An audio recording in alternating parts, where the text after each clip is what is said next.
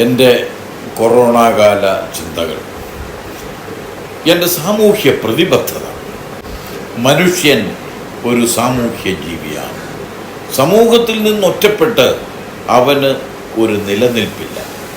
ഇതൊക്കെ വളരെ പണ്ട് അരിസ്റ്റോട്ടിൽ എന്ന ചിന്തകൻ പറഞ്ഞിട്ടുള്ളതാണ്. അതുകൊണ്ടാണ് കുറ്റം ചെയ്തുവെന്ന് ബോധ്യമാകുന്ന കുറ്റവാളികളെ ഏകാന്ത തടവിനും മറ്റും ശിക്ഷിക്കുന്നത്. തടവിലാക്കുക എന്നതുകൊണ്ട് അർത്ഥമാക്കുന്നത് ഒരു വ്യക്തിയെ സമൂഹത്തിൽ നിന്ന് അകറ്റി നിർത്തുക എന്നതാണ്. ഏതാണ്ട് ലോകമാകെ ഇപ്പോൾ വീട്ടുതടങ്കലിലാണ്. ഈ അവസരത്തിൽ എൻ്റെ സാമൂഹ്യ പ്രതിബദ്ധത എങ്ങനെയാണെന്ന് ഒന്ന് വിലയിരുത്താം എന്ന് തോന്നി.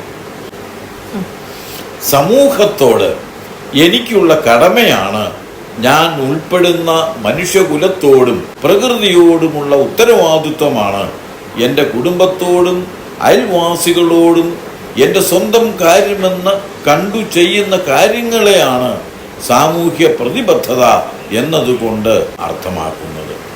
ഇപ്പോൾ പ്രസ്താവ്യമായ ചോദ്യം, എനിക്ക് എൻ്റെ സമൂഹത്തോടുള്ള കടമകൾ ചെയ്യാൻ കഴിയുന്നുണ്ടോ എന്നതാണ്.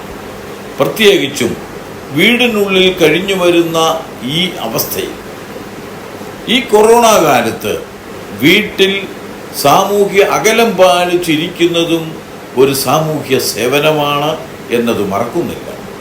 ഒരു കപ്പൽ അപകടത്തിൽപ്പെട്ട് റോബിൻസൺ ക്രൂസോ എന്ന കപ്പിത്താൻ ജനവാസമില്ലാത്ത ഒരു ദ്വീപിലെത്തിപ്പെട്ടതായി ഒരു കഥയുണ്ട്.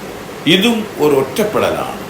എന്നാൽ റോബിൻസൺ ക്രൂസോ ആദ്യമായി ചെയ്തത് ആ ദ്വീപിൽ എവിടെയെങ്കിലും ജനവാസമുണ്ടോ എന്നന്വേഷിക്കലായിരുന്നു.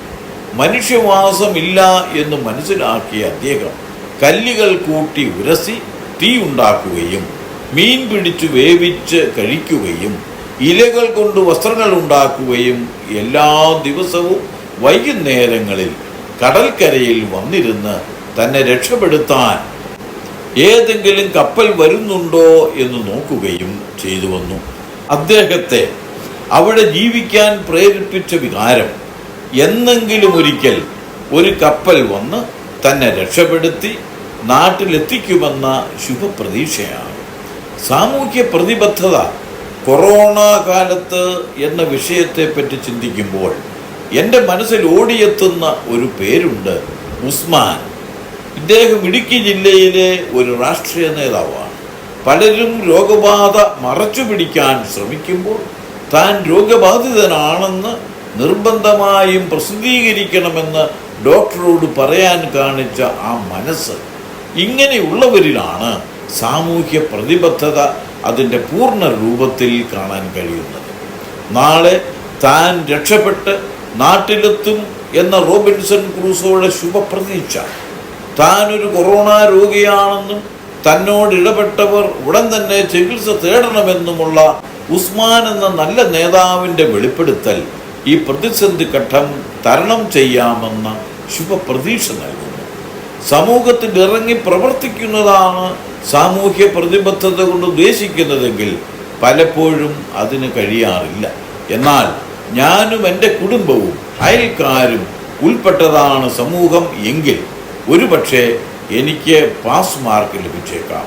പക്ഷേ ഒന്ന് എനിക്ക് ഉറപ്പാണ്, ശുഭപ്രതീക്ഷ വെച്ച് പുലർത്തിയ റോബിൻസൺ ക്രൂസോയെയും രോഗിയാണ് താനെന്ന് വിളിച്ചു പറഞ്ഞ ഉസ്മാനെയും എല്ലാം എനിക്ക് സ്നേഹിക്കാനും ബഹുമാനിക്കാനും കഴിയുന്നുണ്ട്.